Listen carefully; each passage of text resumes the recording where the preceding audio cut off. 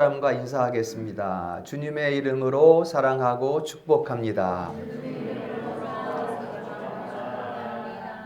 네, 감사합니다. 오늘 말씀에서 우리가 두 가지 단어에 주목하게 됩니다.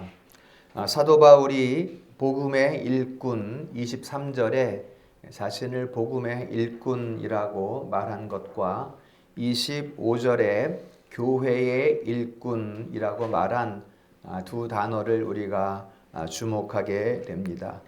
복음의 일꾼은 복음으로 거듭난 사람을 말하는 것이고요. 또 나를 거듭나게 한 그 복음을 전하는 사람을 또 교회의 일꾼이다. 이렇게 내용을 보면 말하고 있는 것을 볼 수가 있습니다. 사도 바울은 교회에서 파송된 선교사로서 위험의 경계를 넘나들면서 교회의 일꾼으로 복음을 전한 것을 우리가 성경을 통해서 확인할 수가 있습니다. 사도 바울의 선교 현장을 통해서 알 수 있는 것은 자신을 구원한 복음의 일꾼됨, 그리고 주께서 구원을 이루시는 현장인 교회에서의 복음의 일꾼됨이라는 것을 우리가 알 수가 있습니다. 교회를 통한 복음의 일꾼이어야 한다라는 것을 말하는 것이겠지요. 한때 우리 한국 교회에 무교회주의자들이 있었습니다. 일본에서 수학한 김교신이라는 이 학자의 영향을 받아서 이제 교회 없어도 잘 믿으면 되지, 왜 무슨 순서를 그렇게 만들어 놓고 또 시간을 정해 놓고 그렇게 모일 필요가 뭐가 있겠냐, 그냥 내가 알아서 성경 읽고 또 기도하고 그러다 보면 구원 받는 거다.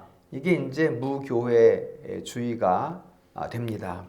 이런 사람들은 많은 경우에 자기의로 가득 차는 것을 볼 수가 있습니다. 그래서 다 그런 것은 아니겠지만 대부분 교만하게 되거나 또 교회의 의미를 잃어버리고 신비주의로 가거나 또 결국 스스로 의에 이를 수 없다는 이러한 자괴감에 빠져서 세속주의로 회귀하는 이런 모습들을 우리가 볼 수가 있습니다. 그래서 교회를 통해 알려주시는 진리의 가르침이 있다는 것을 생각지 못하는 이런 위험, 이런 것들이 바로 무교회주의라는 것을 우리가 생각해 볼 수가 있습니다. 성경은 분명하게 우리에게 가르쳐주고 있습니다. 예수 그리스도께서 교회의 머리가 되시고 우리는 구원받은, 무엇으로 구원을 받았어요? 복음으로 말미암아 구원받은 교회의 일꾼이다. 그리고 그 복음을 들고 우리는 나가야 한다라는 것을 성경은 우리에게 가르쳐주고 있습니다. 그렇기 때문에 교회라는 이름은, 교회라는 그 단어는 우리 성도들, 저와 우리 성도들의 모든 전생애 가운데에서 떼어낼 수 없는 그러한 정체성이라는 것을 우리는 기억을 해야 하겠습니다. 그러면 우리가 교회의 일꾼으로서 교회에서 가장 중요하게 첫 번째로 배우는, 교회에 우리가 입교해서 가장 중요하게 첫 번째로 배우는 그 내용이 무엇일까? 여기에는 우리가 수직적인 측면과 수평적인 측면이 있다라는 두 가지를 우리가 생각해 볼 수 있습니다.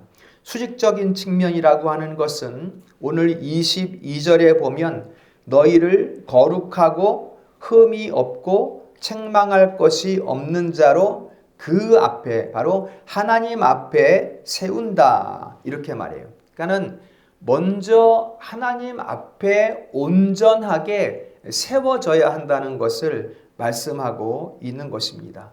하나님 앞에 온전하게 세워진 교회에 입교해서 우리가 가장 먼저 배우는 것, 바로 하나님 앞에 온전하게 서는 것, 이것을 우리가 수직적인 측면이다, 이렇게 말씀할 수 있습니다. 그리고 두 번째는 수평적인 측면입니다. 역시 22절에 화목하게 하사라고 말하고 있습니다. 화목하게 되는 것은 하나님과 화목하게 되는 것과 서로 성도 간에 화목하게 되는 것이 있습니다.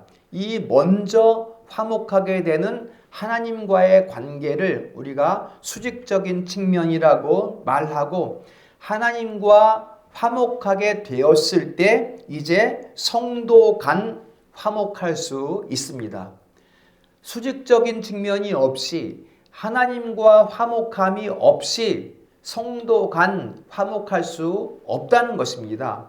먼저 하나님과 화목해야 22절에 거룩하고 흠이 없고 책망할 것이 없이 하나님 앞에 세워져야, 바로 수직적으로 세워져야 그 다음에 성도 간 수평적으로 화목할 수 있다라는 것입니다.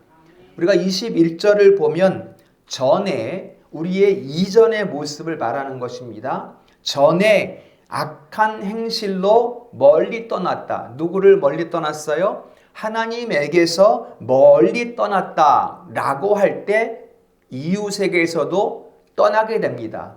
하나님에게서 멀어졌는데 이웃과 화목할 수 없다는 것입니다.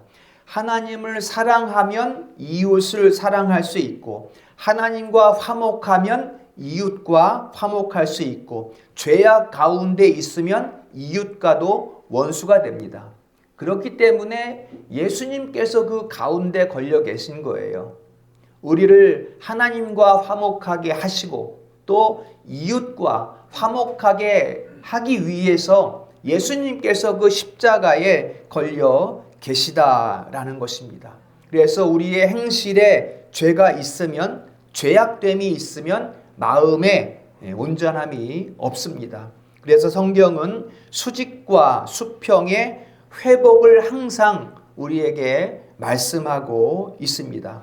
그것이 그리고 교회를 통해서 가르쳐지도록 하나님께서 예수 그리스도의 사도들을 통하여 교회를 세우셨다라는 것도 우리가 말씀을 통해 기억할 수 있어야 하겠습니다.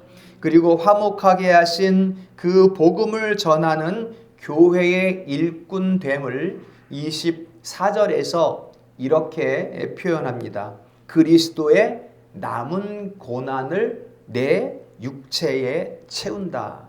이게 교회의 일꾼됨의 일의 내용이라는 것입니다. 그리스도의 남은 고난을 내 몸에, 내 육체에 채운다. 예수께서는, 그리스도께서는 다 이루셨다라고 말씀하셨는데 그리스도의 남은 고난이 어떤 것이 있는 것일까요? 무엇을 남은 고난이라고 말하는 것일까요? 바로 그것이 교회의 일꾼들이 일해야 하는 것을 말하는 것입니다. 무슨 일이에요? 예수께서 우리에게 모든 구원의 의를 이루어 주시고 그 의를 교회에 내리셨기 때문에 교회를 통해서 그 교회 안에 입교하는 새로운 성도들, 또한 예비된 성도들, 그들에게 향하는 복음의 일꾼됨, 바로 교회의 일꾼됨, 그것을 그리스도의 남은 고난이라고 이렇게 말씀하는 것입니다. 이 복음은 그리스도의 죽음으로 말미암아 수직적으로 우리에게 내려주셔서 하나님과 화목하게 된 그 소식을 전하니 복음의 일꾼이고, 또 그분이 몸된 교회를 섬기니 교회의 일꾼이 된다라는 것을 말씀하고 있습니다. 이 일꾼이라는, 사도 바울이 자신의 신분을 말한 일꾼이라는 것은 봉사자를 말해요. 섬기는 사람을 말합니다. 내가 일꾼 되었으니까 산에 올라가서 집을 하나 지어놓고 나를 따르는 추종자들을 모으는 그것이 아니라 바로 교회에서 섬기는 자, 봉사하는 자, 직분으로 말하면 집사입니다. 이 집사가 바로 일꾼이라는 단어의 의미가 되는 것입니다. 집사는 장로는 강단에서 선포된 말씀을 가지고 성도를 위로하고 권면하는 것이 장로 직분의 본질이라면 집사 직분의 본질은 돌보는 거예요. 봉사하는 거예요. 병든 자가 있으면 찾아서 함께 위로해서 기도해주고, 또 굶주린 자가 있으면 찾아서 음식을 준비해서 가져다 주고, 이게 이제 집사 직분의 본질이라는 것입니다. 고린도전서 4장 1절에 보면 이 봉사자, 집사, 일꾼의 본질을 말씀하고 있습니다. 같이 한번 읽어봅니다. 시작. 일꾼이요 하나님의 비밀을 맡은 자로 여길지어다. 아멘. 이 교회의 일꾼이 봉사하고 섬기는데 무엇을 가지고 봉사하고 섬기자는 거예요. 사람의 뜻으로, 사람의 생각으로, 사람의 마음으로, 내 것으로 나가는 것이 아니라 하나님의 비밀을 가지고 섬긴다는 것을 말하고 있는 것입니다.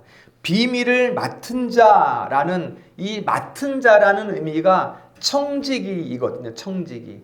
하나님의 곳간에 비밀의 보화가 들어있는데 그 보화를 가지고 내 것으로 소유하는 것이 아니라 그 보화를 가지고 섬긴다, 봉사한다 라는 것을 말씀하고 있습니다. 우리는 예수 믿어서 생명의 구원을 얻은 자녀가 되었습니다. 우리가 주의 일을 감당하는 자리에서 이 생명을 들여서 거저받은 생명을 가지고 봉사하는, 바로 그 비밀을 가지고, 내게 주신 생명의 비밀을 가지고 봉사하게 되었다라는 것을 말씀하고 있습니다. 말씀을 준비하면서 이런 질문을 해보았습니다. 그 일꾼, 그 하나님의 비밀을 맡은 그 일꾼이 얼마나 피곤할까? 고단할까? 아니면 그 일꾼의 마음 가운데 평안이 있을까? 여러분들의 생각은 어떻습니까? 그 일꾼이 여기저기 다니면서 봉사하고 섬기고 자신의 몸을 헌신하고 있는데 그 헌신되는 그 마음 가운데 과연 평안이 있을까? 얼마나 고될까? 여러분 어떻게 생각하십니까? 이런 생각을 한번 해봤습니다. 바다는 바람이 없으면 고요하고 잠잠하다. 또 바람이 없으면 하늘 구름도 잠잠히 천천히 움직인다. 그러면 일꾼은 언제 고요하고 평안할까? 라는 것을 생각할 때 이 팽이를 한번 생각하게 되었습니다. 뱅글뱅글 도는, 우리 어릴 때 뱅글뱅글 돌리는 그 팽이는 열심히 잘 돌 때 가장 고요하고 평안하다라는 것입니다. 그래서 팽이를 계속 돌리기 위해서는 채질을 해줘야 돼요. 계속해서. 여러분, 팽이가 멈출 때, 돌아가는 것을 멈출 때를 한번 생각해 보십시오. 휘청휘청대고 무척 시끄럽고 소용돌이치는 그러한 팽이의 돌아가는 모습을 우리가 생각해 볼 수가 있습니다. 바로 주님의 일꾼, 복음의 일꾼은 멈춰 있으면 휘청거리는 거예요. 뭔가 일을 하고 있어야 된다는 것입니다. 주님께서 세우신 일꾼은 가만히 멈춰 있는 것이 아니라 무언가 일을 할 때에 평안함을 누릴 수 있다라는 것을 말씀을 드리는 것입니다. 무슨 일을 해야 평안함을 누릴 수 있을까요? 바로 교회의 일꾼됨으로 하나님의 비밀을 가지고 복음을 들고 나가는 자, 여기에 일꾼의 평안함이 있습니다. 우리가 사도 바울의 그러한 여정을 볼 때 사도 바울에게는 어떤 평안이 있었을까요? 로마서 1장 14절 말씀에 보면 내가 빚진 자다 이렇게 말해요. 헬라인이나 야만인이나 지혜 있는 자나 어리석은 자나 누구에게나 내가 빚진 자다. 무엇에 빚진 자예요? 생명의 빚진 자다. 그래서 그 빚을 갚는 마음이 사도 바울의 마음에 있겠죠. 바로 그 빚을 갚을 때 사도 바울은 평안할 수 있었다는 것입니다. 사도 바울이 그 빚을 갚는 장면이 어떤 거예요? 태장에 맞고 또 돌에 맞아서 루스드라에서는 돌에 맞아서 죽었다고 바깥에 내버려진 육체가 되었어요. 바로 그러한 가운데에서도 내가 생명을 얻었으니 그 생명을 전하는 자리로 나아간다는 빚을 갚는 그 마음이 있을 때에 사도 바울은 평안함을 누릴 수 있었다라는 것입니다. 또 고린도후서 1장 24절에 보면 고린도 교회 성도들에게 나는 너희의 기쁨을 돕는 자다 이렇게 말하고 있어요. 기쁨을 돕는 일을 할 때 평안할 수 있다는 것입니다. 우세진 목사는 우리 성도들의 믿음을 주관하는 자가 아니라 우리 성도들의 기쁨을 도울 때 평안할 수 있다는 것을 말씀하고 있는 거예요. 우리 성도들도 마찬가지입니다. 이웃의 또 옆에 있는 연약한 성도의 그 기쁨을 도울 때 평안할 수 있다는 것입니다. 가만히 있으면 어떻게 돼요? 평안하지 않다는 거예요. 왜냐하면 하나님께서 우리 주 예수 그리스도로 말미암아 복음의 일꾼, 교회의 일꾼을 삼았기 때문에 그 일꾼이 가만히 있으면 평안하지 않다는 것입니다. 그 일꾼됨의 일을 할 때 어떤 일? 이웃의 기쁨을 돕는 일, 성도의 기쁨을 돕는 일, 비밀을 들고 나가는 일, 그 일을 할 때 평안함을 누릴 수 있다라는 것을 말씀하고 있는 것입니다. 그래서 일꾼을 다른 말로 하면 증인이 됩니다. 전하는 자이기 때문에 증인이 됩니다. 내가 구원받아야 구원받았으니 일꾼이 될 수 있는 것이고 내가 구원받은 생명을 전하니 증인이 될 수 있는 것입니다. 바로 그 증인된 삶에는 일꾼의 삶에는 빛이 있고 향기가 있고 편지가 있습니다. 내가 스스로 빛이 아니라 내가 받은 빛의 근원을 비추는 빛이 되고 또 그 빛의 향기가 되고 또 그리스도의 말씀이 내 안에 새겨져 있기 때문에 그 새겨진 그 말씀으로 편지가 되는 그것이 바로 일꾼의 증인됨이다라는 것을 말씀을 드립니다. 고린도후서 4장 7절에는 우리 성도들이 보배를 담은 보배를 질그릇에 가졌다 이렇게 말씀하고 있습니다. 이 보배는 우리 안에 담긴 보배는 예수 그리스도시고요. 우리가 이 보배를 전할 때 복음이고요. 그래서 예수의 생명이 우리의 몸에 나타난다. 이렇게 사도 바울이 말해요. 우리가 그 복음을 전할 때 우리 가운데 생명이 나타난다. 이렇게 말하고 있습니다. 사도 바울의 몸에 예수의 생명이 나타난 것은 바로 그가 받는 괴로움이고 그 괴로움 가운데 사도 바울의 몸에는 생명됨이 날마다 나타날 수 있었다라고 말씀하고 있는 것입니다. 이러한 마음의 고난과 육체의 괴로움을 기꺼이 감당하는 이들이 초대교회 성도들이었습니다. 그렇다면 이 시대의 성도들은 이러한 마음의 고난과 육체의 괴로움을 가지고 가만히 있어야 하겠는가? 이 일을 밖으로 우리가 비추어야 하겠는가라는 것은 우리 성도들이 깊이 이 시대의 성도들이 숙고해야 할 내용이라고 말씀을 드릴 수 있습니다.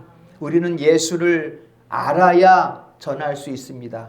교회 가운데에 교회의 일꾼을 삼는 것은 앞에 말씀드린 그 수직과 수평의 가르침을 받아서 그분이 거기에 걸려 있다는 것을 알아야 우리가 전할 수 있습니다.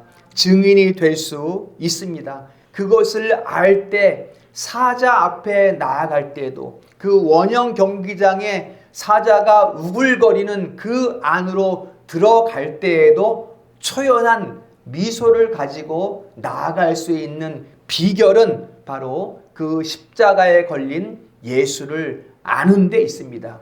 그 원형 경기장으로 들어가는 것이 복음의 일꾼이고 교회의 일꾼이라는 것을 초대교회 성도들은 알고 있었습니다. 우리 구미남부교회 성도들이 그러한 초대교회의 성도의 일꾼됨, 교회의 일꾼됨을 가지는 그런 우리 성도들 될 수 있기를 주님의 이름으로 축원합니다. 우리 교회가 믿음을 가지고 무엇을 하겠다. 우리가 일꾼 되기를 원합니다. 우리가 복음을 가지고 나가기를 원합니다. 그러한 사역을 하기를 원합니다. 라고 생각하며 우리가 무릎을 꿇는다면 하나님께서 함께 일할 일꾼을 붙여주실 것입니다. 우리가 그런 소원을 가지고 무릎을 꿇는다면 하나님께서 필요를 채워주실 것입니다. 여기에 중요한 핵심이 있습니다. 하나님께서 우리에게 사람을 붙여주시고 또 필요를 공급하실 때 중요한 핵심 여기에 있습니다. 오늘 25절 같이 한번 읽어보겠습니다. 25절 시작. 하나님이 너희를 위하여 내게 주신 직분을 따라 하나님의 말씀을 이루려 함이니라. 아멘. 지금 말씀드리는 것은 너희를 위하여 라는 데에 여러분들 밑줄을 치셔야 합니다. 그 다음에 24절도 같이 읽어봅니다. 시작. 나는 이제 너희를 위하여 받는 괴로움을 기뻐하고 그리스도의 남은 고난을 그의 몸된 교회를 위하여 내 육체에 채우노라. 아멘. 여기서도 첫째 줄에 나오는 너희를 위하여의 밑줄을 치시면 되겠습니다. 자, 24절에 너희를 위하여, 똑같이 너희를 위하여인데 다른 단어가 원어에는 사용되고 있습니다. 24절에 너희를 위하여라는 의미는 너희를 대신해서 내가 나간다라는 그런 의미가 됩니다. 여러분 잘 기억하셔야 됩니다. 우리가 하나님의 사역을 위하여 교회의 일꾼이 되겠습니다 라고 무릎을 꿇고 하나님께 기도할 때 하나님께서 함께 일할 일꾼을, 사람을 붙여주시고 또 그 사역의 필요를 채워주실 때 이 24절과 25절에 너희를 위하여라는 마음을 우리가 꼭 가져야 된다는 것입니다. 꼭 이게 있어야 교회가 성장할 수가 있어요. 24절에 너희를 위하여는 내가 너희를 위하여 대신 나간다라는 이런 의미가 됩니다. 이스라엘 백성들이 호렙산 그 앞에서 금송아지를 만들었을 때 하나님의 진노 앞에서 모세가 말합니다. 하나님 여호와여, 저 백성들은 살리시고 나를 죽이십시오. 이렇게 모세가 말해요. 이게 바로 지도자, 참 지도자잖아요. 이게 24절에 너희를 위하여라는 의미입니다. 25절에 너희를 위하여라는 의미는 너희에게 돌아간다는 뜻이에요. 너희에게 돌아간다. 지금 내가 하는 이 일의 열매가 너희에게 돌아간다. 우리 교회가 지금 하고 있는 사역의 열매가 너희에게 돌아간다라는 의미가 25절에 너희를 위하여라는 것입니다. 그러니까는 내가 지금 나의 일꾼됨, 나의 직분, 복음의 일꾼됨을 가지고 내가 열심히 일을 하는데 그 열매는 너희 것이다는 것입니다. 여러분 너무 아름답지 않습니까? 이게 지도자, 우리 교회의 마음이 되어야 한다는 것입니다. 너희를 위하여 내가 대신 간다. 내가 힘쓰는 것이 너희의 것이다. 이게 우리 일꾼된 우리 성도들의 마음에 있어야 한다는 것입니다.